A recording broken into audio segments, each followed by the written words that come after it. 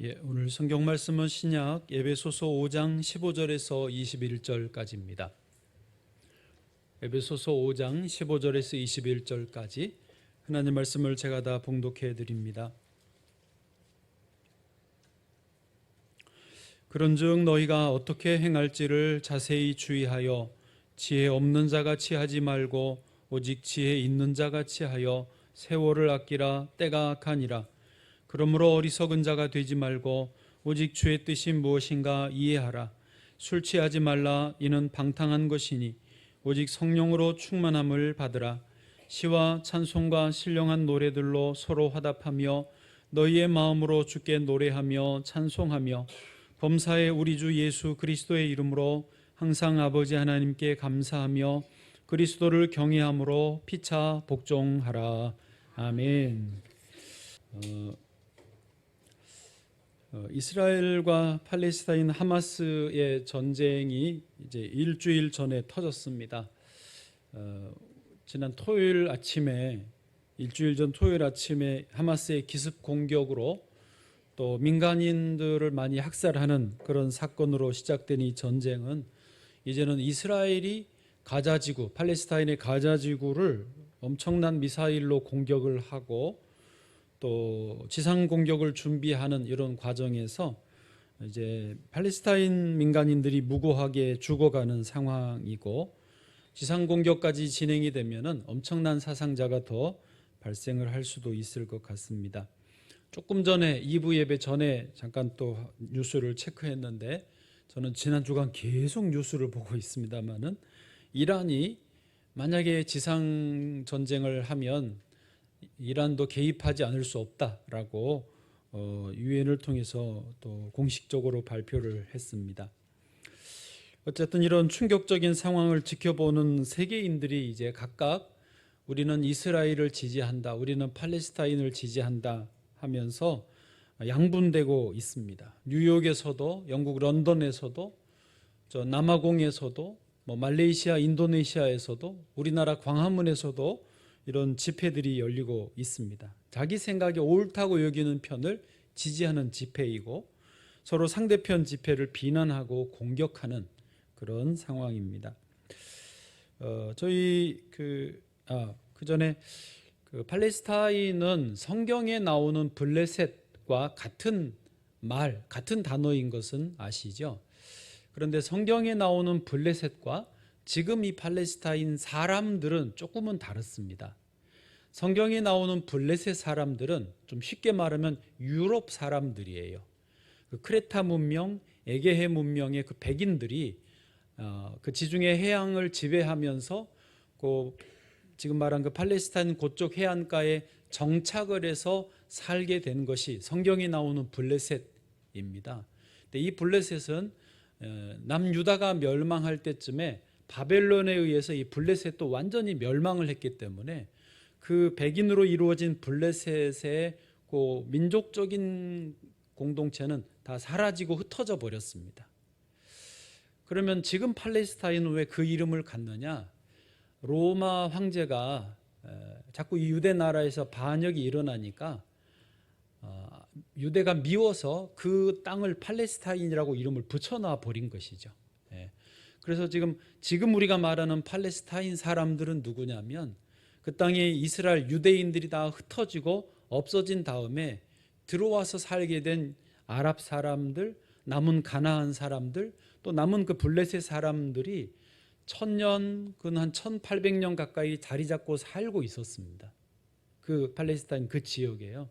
그러다가 1942년에 이스라엘이 거기에 건국을 하면서 시오니즘에 의해서요, 그 땅에 남아있는, 그 살고 있던 사람들이 터를 빼앗겼지 않습니까? 그래서 그들을 팔레스타인 사람들이라고 부르고 그들과 대비해서 유대인들이라고 부르는 이제 두 민족이라고 순수 혈통도, 유대인은 순수 혈통이지만 팔레스타인 섞인 거기 오래 산 그 사람들로 이제 분류가 된 그런 상황인 것을 참고로 말씀드리고요. 어쨌든 저희 교회에서 성지순례 팀이 지난 수요일에 이스라엘과 요르단으로 떠나려고 했습니다. 그래서 오늘 제가 안 보여야 정상인데 아시는 것처럼 갈 수 없게 됐고, 그래서 그러면 이제 어떻게 해야 되나 하면서 다들 특별히 저는 이 상황을 예의주시하면서 매일 매시간 체크하고 있었습니다. 본래 이스라엘 성지에 대한 애정도 있는 데다가 영상들에서 뉴스들에서 너무 많은 분들이 죽고 또 위험하고 또 더 위험한 상황들이 벌어질 것도 같아서 제가 지난주 초부터 심장이 답답해졌습니다. 주일 오후부터 월요일 내내 그리고 화요일 아침에도 그래서 목사님이 소개해 준 병원에 가봤습니다. 갔더니 우리 집사님이 거기 계시더라고요. 그래서 자동 심방을 일단 했고 검사를 해봤습니다. 심전도 검사, 피 검사, 소변 검사 다 했는데 결과는 아무 이상이 없대요.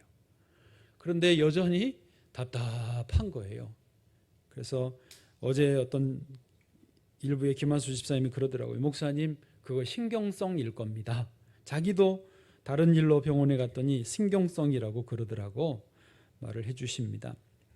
요즘에 이것저것 신경 쓸 일이 많기도 합니다만 이럴 때일수록 지혜가 필요한 것 같습니다. 저만 그런지 모르겠어요. 일이 왜 이렇게 많은지 고민하고 결정할 일이 너무 많습니다. 내 힘으로는 할 수 없다. 나는 아무것도 모르겠다. 오직 주님만이 해주셔야 된다. 이런 고백을 저절로 하지 않을 수 없습니다. 제가 이제 비로소 철이 드는 모양입니다. 아멘. 오직 주님이 일하시고 모든 것이 주님의 은혜라고 고백하지 않을 수 없습니다.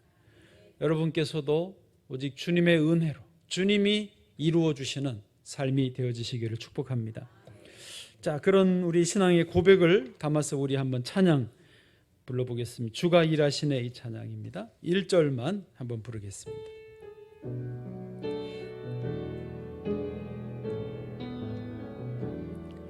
날이 저물어 갈 때 빈들에서 걸을 때 그때가 하나님의 때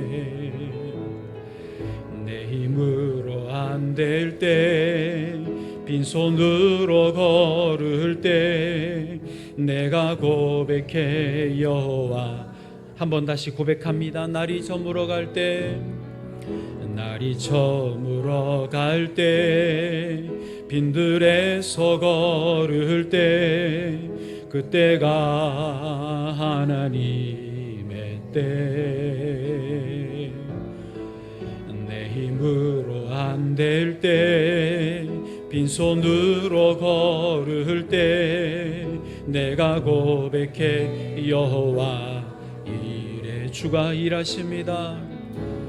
주가 일하시네 주가 일하시네 주께 아끼지 않는 자에게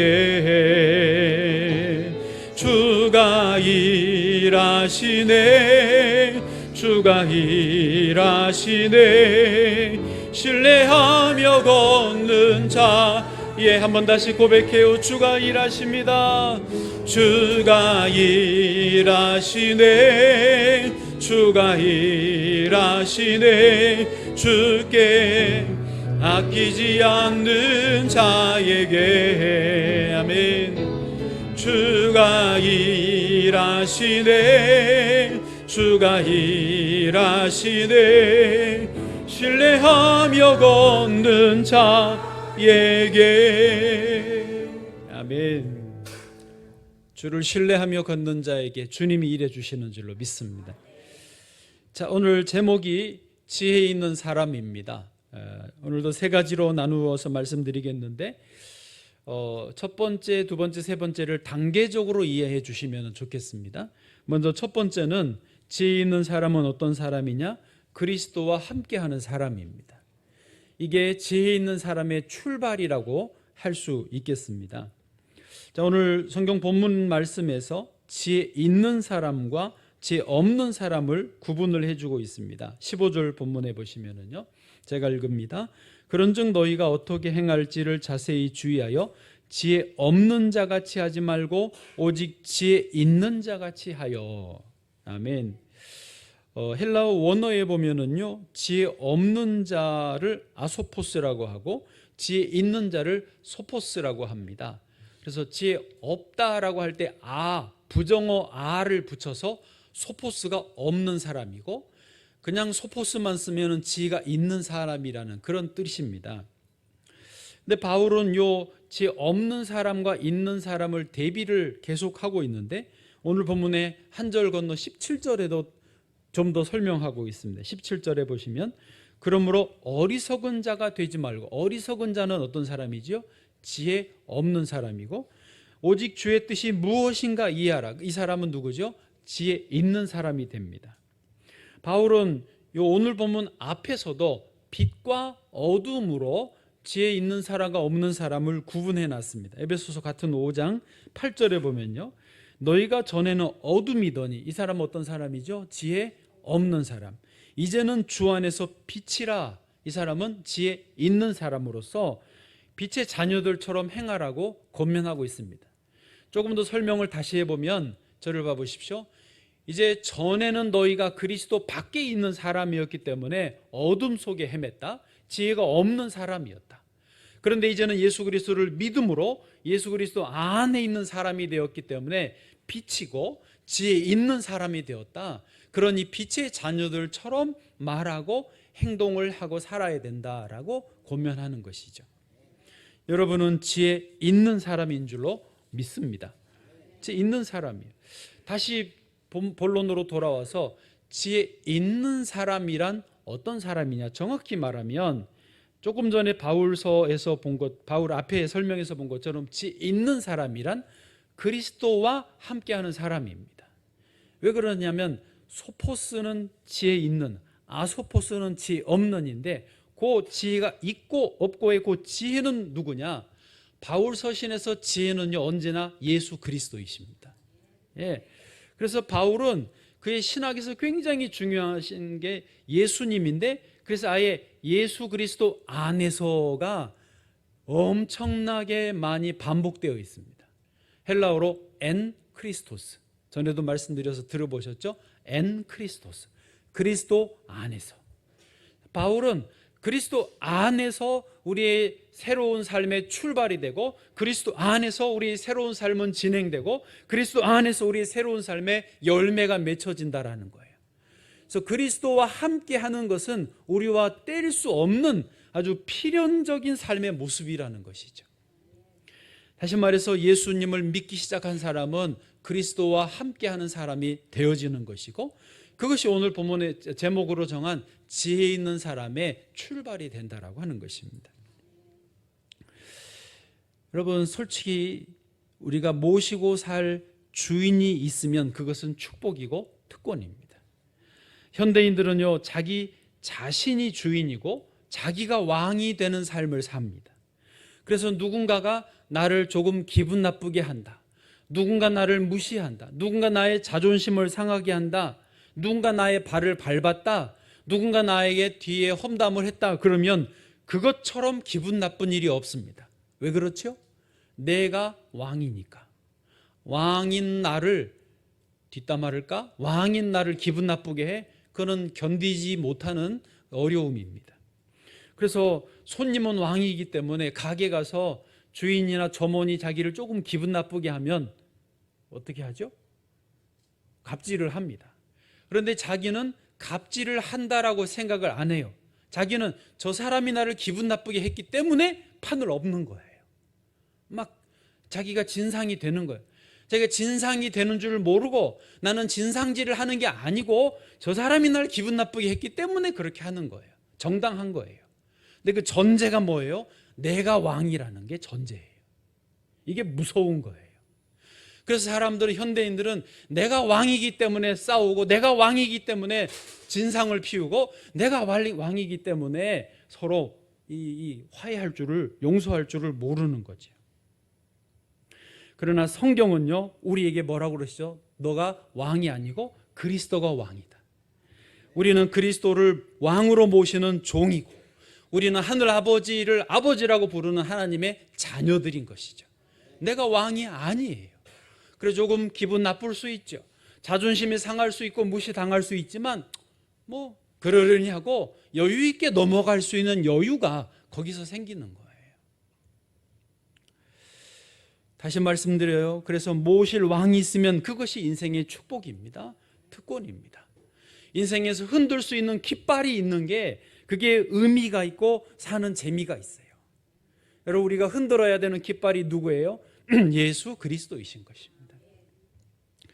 제가 어제 허리가 뻐근해가지고 이번 주에 아주 여기저기가 아팠어요.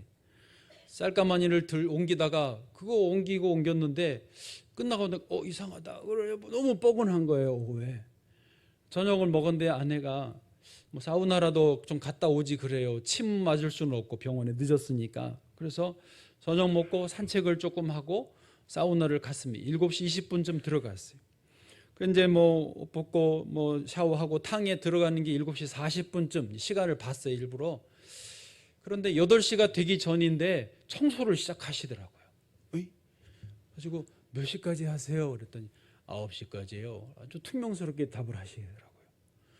8시도 안 됐는데 청소를 시작한 거예요. 보니까 저 한 사람 탕이 있고 한 사람 저기 샤워하고 있어요. 갑자기 마음이 바빠지는 거예요. 이거 좀 풀로 갔는데 더 뭉치는 느낌. 그래서 막 더 이제 뜨거운 데 들어가가지고 일부러 더 빨리 하고 저쪽에 가서 한번 좀 씻고 이제 샤워기 이렇게 하는데 벌써 청소하시는 분이 그 물을 샥 틀어가지고 벽에 뿌리는데 그 물이 튀어서 저한테 막 오는 거예요. 저쪽에서 하셔야 되는데 이제 막 8시 지나가는데 말이죠. 서둘러 한다고 해도 그런데 속으로 저분들 빨리 집에 가고 싶으신 모양이다. 나 손님인데 돈 10,000원이나 내고 들어왔는데 그래서 이렇게 뿌리니까 그 입구 쪽에서 뿌렸거든요. 그래서 이렇게 돌아가지고 뒤로 해가지고 문으로 나왔어요.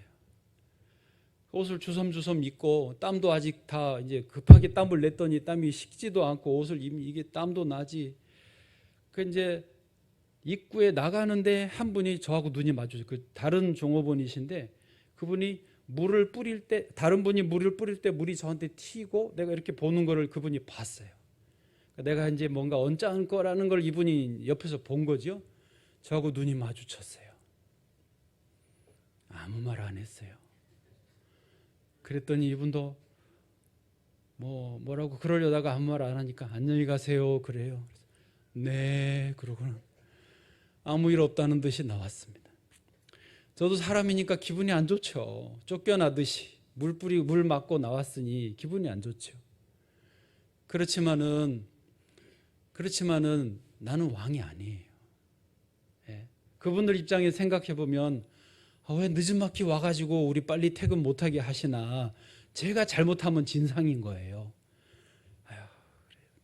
오늘 빨리 들어가세요. 그러고 정말 죄송한 마음으로 기분은 나쁘지만 내가 왕이 아니니까 나왔어요. 그리고 아무 일 없었습니다. 할렐루야. 여러분, 내가 왕이다라고 하면요 더 기분 나쁘고 공연히 불편한 상황이 벌어졌을 것입니다. 저는 부목사였다가 담임으로 나오니까 이제 보고하고 결제 받을 분이 없어요. 이게 좋을 수도 있지만요, 다른 한편으로 내가 혼자 결정을 해야 하는 것은 책임을 져야 되는 일이기 때문에 두렵고 떨리는 일입니다. 위에 상전이 없다라는 게요 꼭 좋은 것만은 아니에요. 그래서 초반에 명성교회에서 나와서 한동안은 자꾸 쫓아갔습니다. 목사님 이거 이렇게 해도 될까요? 저렇게 해도 될까요? 근데 이게 한두 번이어야죠. 계속 그럴 수도 없고 교회는 시시콜콜한 일들이 많잖아요. 그래서 이제 제가 기도하고 결정하고 기도하고 주의 뜻을 묻고 하면서 여기까지 옵니다. 그러려면 제일 좋은 방법은 뭐냐? 늘 주님이 함께 계셔야 돼요. 주님이 함께 계시면 이제 일이 되죠. 늘 머리는 일이 많으니까 생각은 돌아가지만 한 건 한 건 주님께 물으면서 가는 수밖에는 없더라고요. 성경에 감사하게도 주님은 우리를 고아처럼 버려두지 않으신다고 하셨어요. 요한복음 14장 18절요 시작. 내가 너희를 고아와 같이 버려두지 아니하고 너희에게로 오리라. 아멘. 늘 함께 하시는 주님이십니다. 자, 영상 하나 보겠습니다.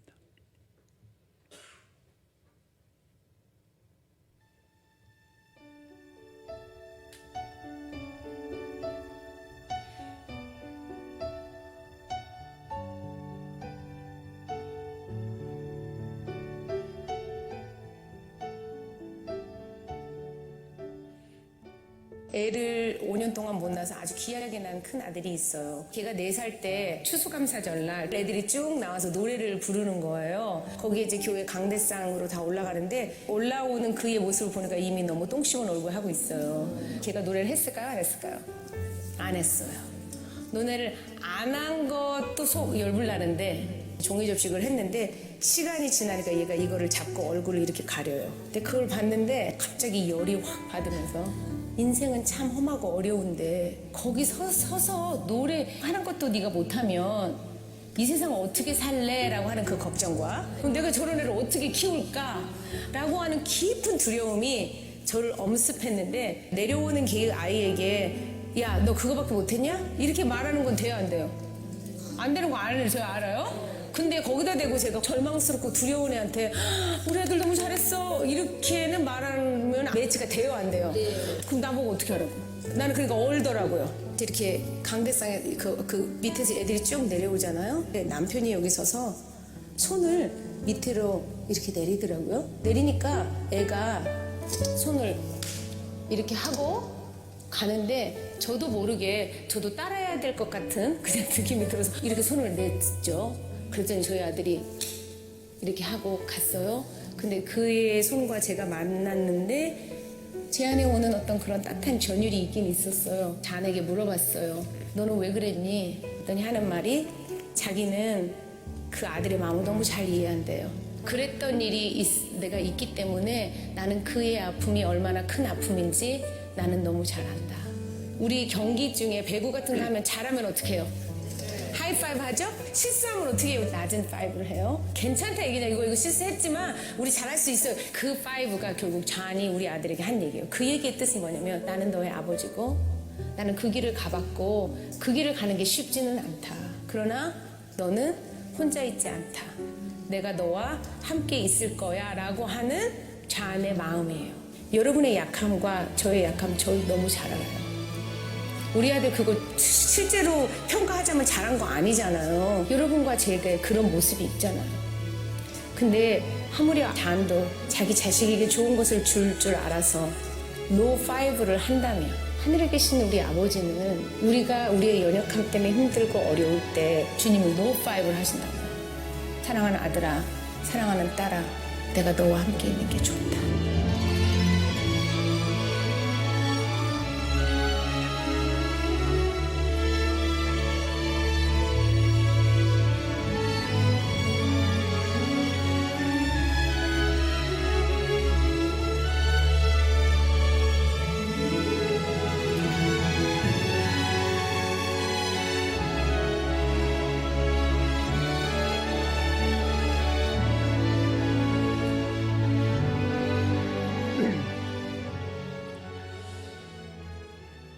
우리 주 예수님은 우리가 잘 나갈 때나 잘 못 나갈 때나 언제나 우리와 함께 계시는 줄로 믿습니다.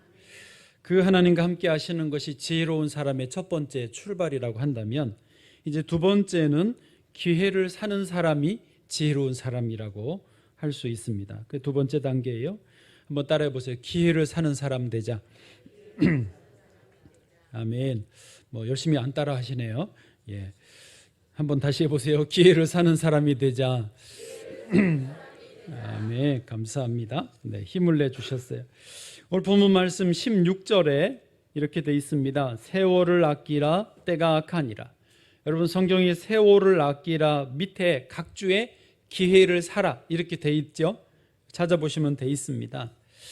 여기 세월 이게 시간이라는 말인데요. 저를 좀 봐보시면 헬라어에는 시간을 가리키는 단어가 두 개가 있습니다.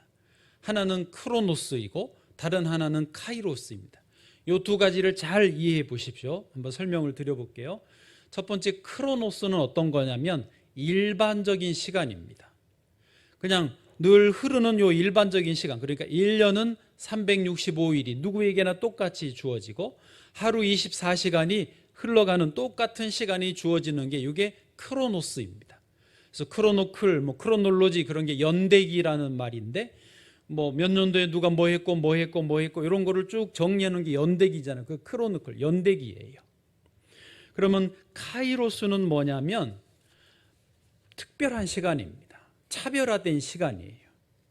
그러니까 크로노스가 평범한 일상적인 시간이 흐른다면 그 속에서 카이로스가 특별한 시간으로 있다라는 거죠. 예. 오늘 본문에서 세월을 아끼라라고 할 때 이 세월, 이 시간은 크로노스가 아니고 카이로스입니다. 원문이요.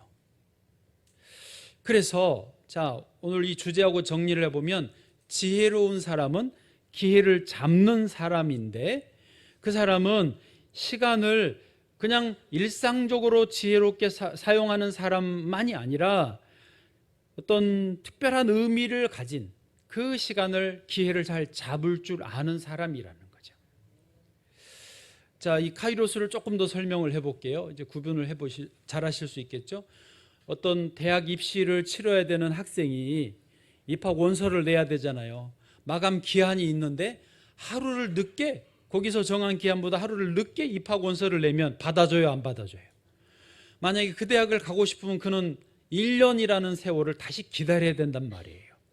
그래서 그 하루는 평범한 똑같이 하루 같은데 이건 카이로스, 특별한 하루인 거죠. 예. 어떤 분이 KTX를 타러 갔는데 1분이 늦어서 KTX가 출발을 해버렸어요.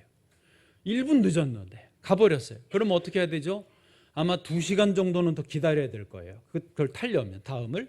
그러니까 1분을 늦었는데 2시간을 버린 거잖아요. 그 1분이 그 사람에게는 카이로스, 특별한 시간이 된다라고 하는 거죠. 이처럼 우리에게 주어진 시간이 다 동일한 것 같지만은 동일하지 않는 거예요. 그래서 모두에게 동일한 거는 크로노스고, 그러나 나에게 특별하게 다가오는 그 시간은 카이로스다. 이렇게 이해하시면 되겠죠. 그래서 오늘 이 지혜로운 사람이 기회를 사는 사람이 되는 건데, 이런 사람이 되려면 이 시간의 특성을 이해하고 잘 활용할 수 있어야 된다는 것입니다. 그렇다고 해서 이 크로노스의 시간을 소홀히 해도 된다라는 말은 아닙니다. 그러니까 하나님은 우리가 이 시간의 세계 속에 살게 하셨어요. 네, 하루하루 성실하게 시간 속에 살게 하셨어요. 하나님은 시간의 창조자이십니다. 그런데 이 크로노스의 시간을 성실하게 살아가다가 크로노스의 시간 속에서 카이로스의 기회가 올 때 딱 잡을 수 있으면 그게 최상이라는 거죠. 예를 들어보겠습니다. 성경에서 다윗의 일생이 아주 좋은 예입니다. 다윗은 평소에 주어진 일을 충실히 행하는 동시에 기회에 민감하였고 그걸 잡았어요.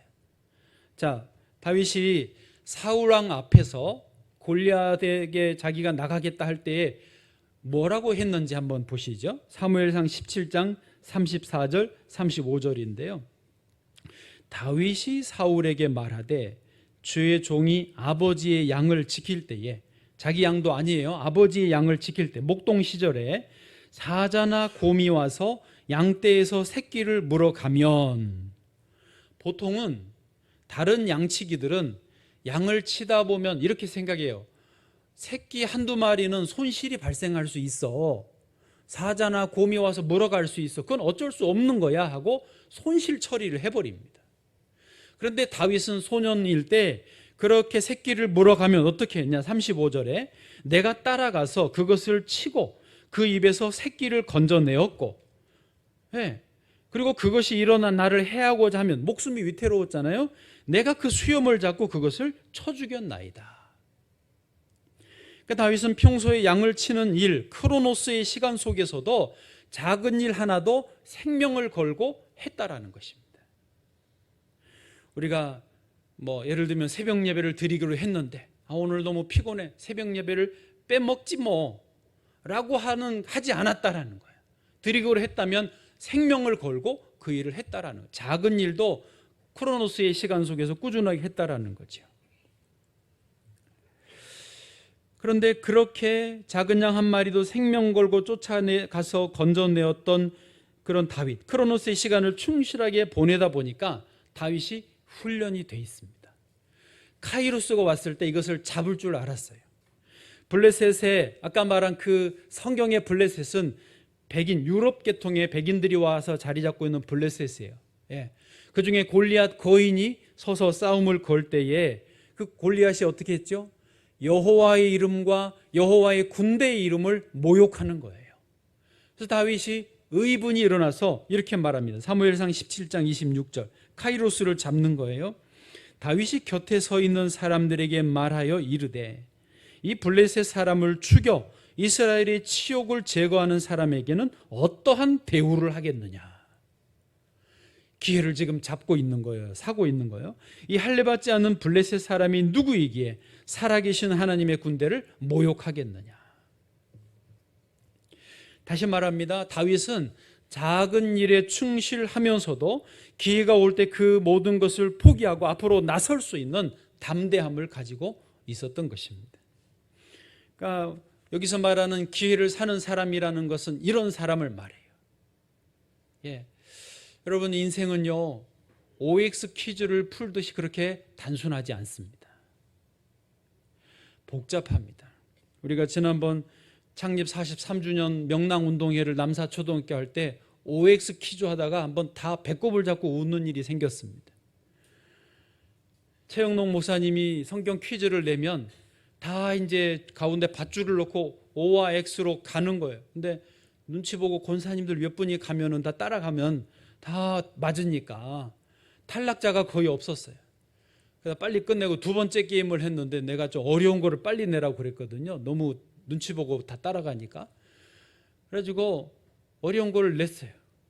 나 지금도 기억이 잘 안 나. 뭔 문제였는지. 하여튼 정답은 X였는데, 맞죠? X였는데 모든 몇 분이 O로 가기 시작하니까 모든 분들이 O로 다 간 거예요. 확신을 가지고. 왜? 다 O로 갔으니까 이게 맞는 줄 알고 다 갔는데 안하경 권사님은 무슨 생각으로 그랬는지 혼자 X에 남은 거예요. 그러면서 본인도 표정이 이상한 거예요. 이거 지금 내가 잘못한 거 아닌가? 왜 다 저쪽으로 갔지? 내가 가야 되나? 나도 가야 되나? 그러고 있는데 내가 빨리 얼른 하라고 그래가지고 정답은 X. 그래서 혼자 살고 다 죽었어요. 완전히 다 그거로 게임 끝났고 다 배꼽 잡고 웃는 즐거웠던 일이 있습니다. 그래서 OX 퀴즈의 운빨은 그날 다 썼다고 안하경 권사님이 고백을 했어요.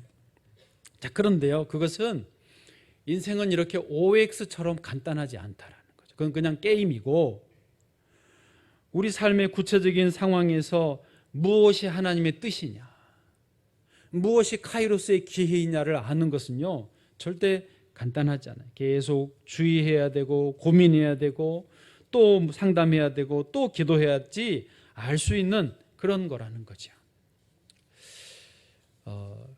그런 의미에서 우리는 크로노스의 시간들을 잘 보낼 필요가 있고 그 속에서 주님이 주신 카이로스를 붙잡아야 될 줄로 믿습니다.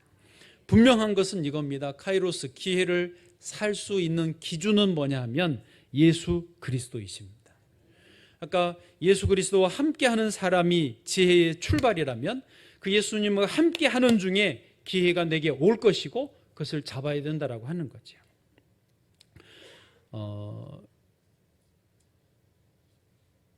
여러분, 오늘 지금 이 시간 주일 예배를 드리러 나오시는 분들 기회를 잡은 줄로 믿습니다. 수많은 시간들 속에 예수님 앞에 나오는 시간, 주님의 은혜를 받는 시간은 잡아야 되는 거예요.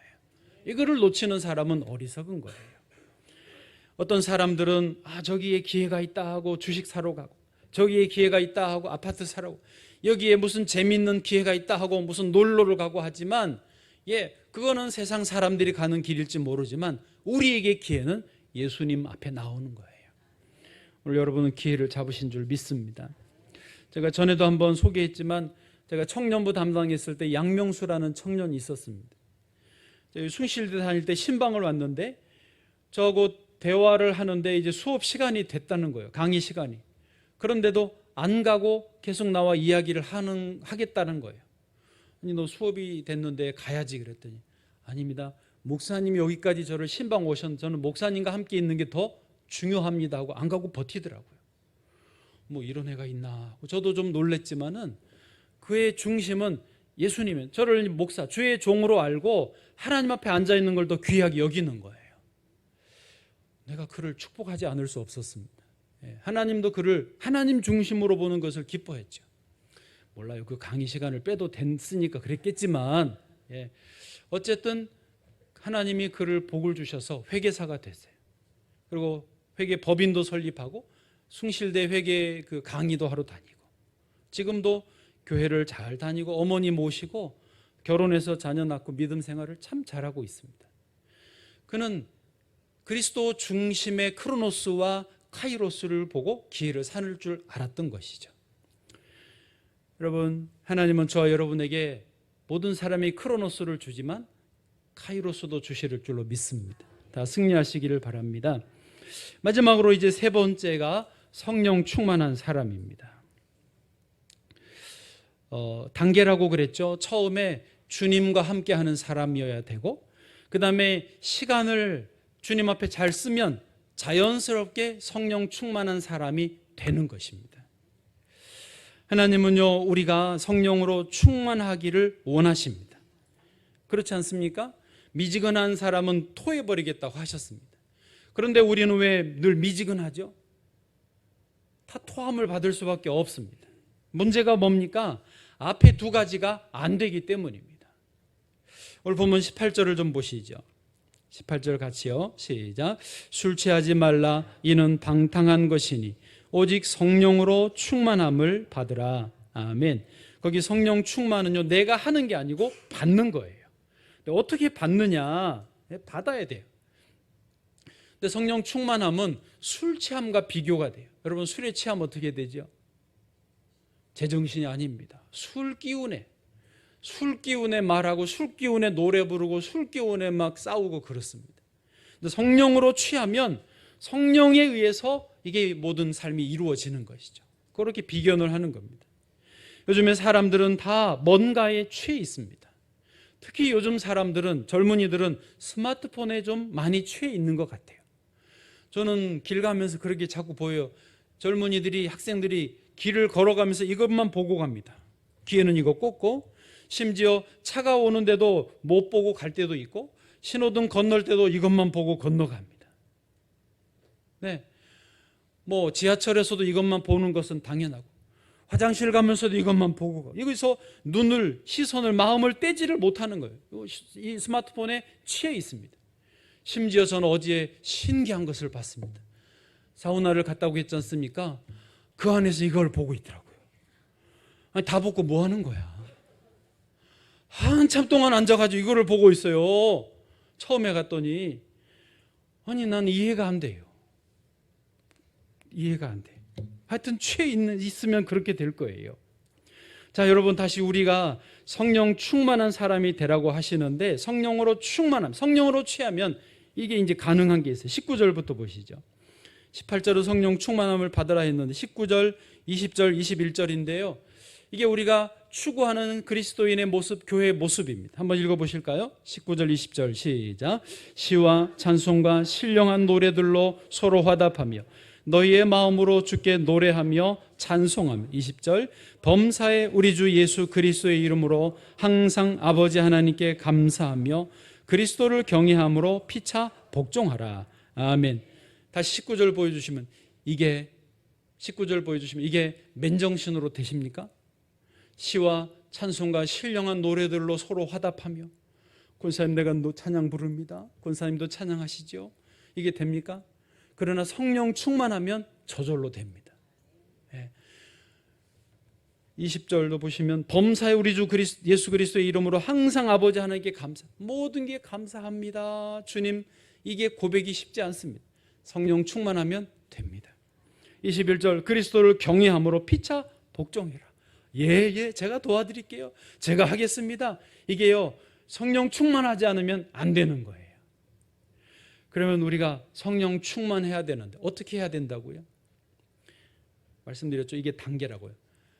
내가 성령 충만하려고 하면 안 되지만 성령 충만을 받으라. 18절에 성령 충만을 받으라고 그랬으니까 받으면 되는 건데, 앞에 첫 번째, 두 번째 단계를 거치면 저절로 성령 충만을 받게 되어 있습니다. 그러니까 그리스도와 함께, 그리스도 안에 바울처럼 늘 거하고, 그렇게 크로노스의 시간을 보내고 카이로스의 시간을 잡으면 우리는 저절로 성령 충만해집니다. 제가 지난 주간에 기도원에 가 있었어요. 모든 일정이 취소되고 그 성지순례를 가기로 했기 때문에 일정이 없었어요. 그래서 아예 기도원에 좀 들어갔습니다. 기도원에 앉아서 특별히 아침에 깨자마자 하나님 말씀을 이렇게 읽습니다. 그냥 뭐 다른 거 아니에요. 아침에 깼으니까 몸도 마음도 제일 편안하고 컨디션 좋고 심령이 깨끗할 상태입니다. 그냥 그때 성경을 그냥 읽었어요. 무슨 대단한 기도하고 읽은 게 아니라 그냥 성경을 읽었을 뿐인데 모든 컨디션이 좋고 제일 좋은 시간에 아침에 읽으니까요, 나도 모르게 성령이 충만해지는 거예요. 마음이 뜨거워지는 거예요. 그러니까 카이로스를 잡은 거죠. 그랬더니 저도 모르게 찬송을 부르는 거예요. 날이 저물어갈 때 주가 일하시네 부르고요. 하나님 감사합니다. 내가 예수 믿는 것, 하나님 종된 것, 이렇게 은혜 중에 지내는 것 너무너무 감사하다고 저도 모르게 감사가 나오는 거예요. 그런 거예요. 여러분, 내가 성령 충만하려고 하지만 다 안 되잖아요. 그 안 될 수밖에 없습니다. 출치할 수 없습니다.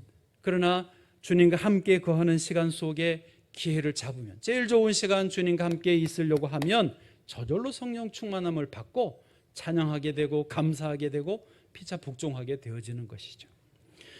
우리가 다 교회가 왜 사랑이 없어? 왜 뜨겁지 않아? 여러분, 이게 안 되니까 그러는 거예요. 주님이 주신 지혜로 1단계, 2단계, 3단계가 되어지시기를 축복합니다. 우리 명성비전교회가 성령 충만한 교회 되기를 주의 이름으로 축복합니다.